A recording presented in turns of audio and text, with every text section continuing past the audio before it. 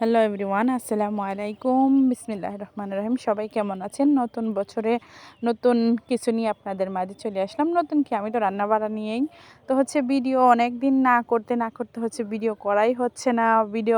যে ভিডিওগুলো জমা ছিল সেগুলোও ফুরিয়ে যাচ্ছে, যার জন্য হালকা করে আপনাদের মাঝে ভিডিও না শেয়ার করলেই নয়। তো ওই দিক দিয়ে গতকালকে নিউ ইয়ার গিয়েছে, আজকে নতুন জানুয়ারির 1 তারিখ।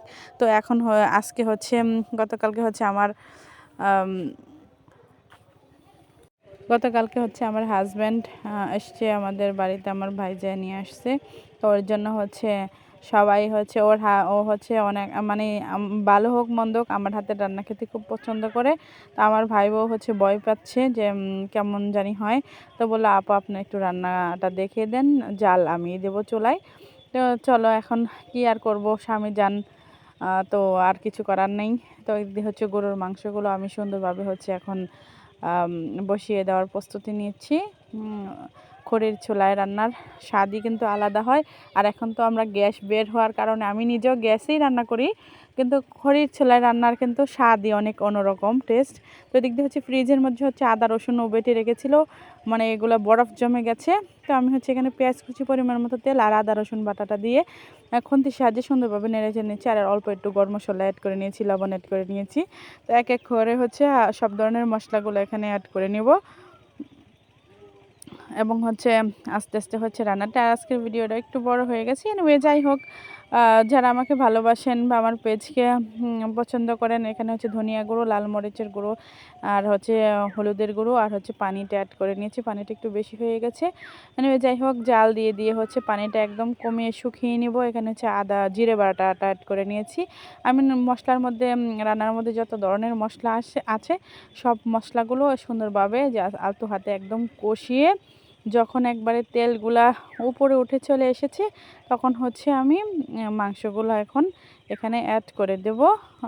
যেহেতু রান্না স্বাদের একটা ব্যাপার আছে, তো মাংস সুন্দরীগুলোকে অ্যাড করে সুন্দরভাবে খুন্তির সাহায্যে নেড়েচেড়ে মশলা দিয়ে একদম মাখিয়ে নিচ্ছি। তো আমার মাখিয়ে নিয়ে হয়ে যাওয়ার পর আমি ঝোলের জন্য আর আজকে জানুয়ারির প্রথম ডে। তো প্রচণ্ড শীত পড়েছে এবং কুয়াশা, একটু রোদের কোনো কিছুই বের হয়নি। আবহাওয়াটা খুবই ঠান্ডা আর অনেক ঠান্ডা লাগছে, বাতাস আসতেছে। তো এনিওয়ে যাই হোক, সব মিলে এখন ঝোলের জন্য পানি অ্যাড করে নিয়েছি। পানিটার মধ্যে যখন বয়েল এসে গেছে, তখন আমার হাজব্যান্ড আলু খেতে খুবই পছন্দ করে, যার জন্য অল্প কয়েকটা আলু অ্যাড করা এর সাথে।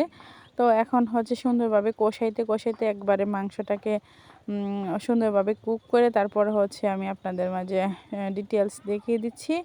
যদি কারো ভালো লাগে আমার রান্নাটা দেখে, আমার পেজের পাশে থাকবেন এবং লাইক কমেন্ট শেয়ার করবেন যদি কারো ভালো লাগে। আর ভালো যাদের না লাগবে, আপনারা কেউ বাজে কমেন্ট করবেন না, আমার পেজের কোনো ক্ষতি করবেন না প্লিজ, দয়া করে। ভিডিও না দেখতে ইচ্ছে করলে চলে যাবেন।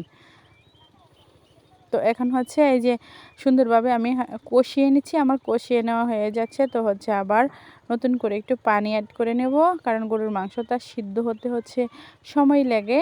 তো আমার রান্নাটা প্রায় আমি লাটকি চুলার মধ্যে জাল দিতে প্রায় 1 ঘন্টা লেগে গেছে। তো সুন্দরভাবে আর স্বামী যান খাবে শ্বশুর বাড়িতে এসে, তার জন্য তো স্পেশালভাবে একটু আরও মনোযোগ দিয়ে রান্না করতে হবে।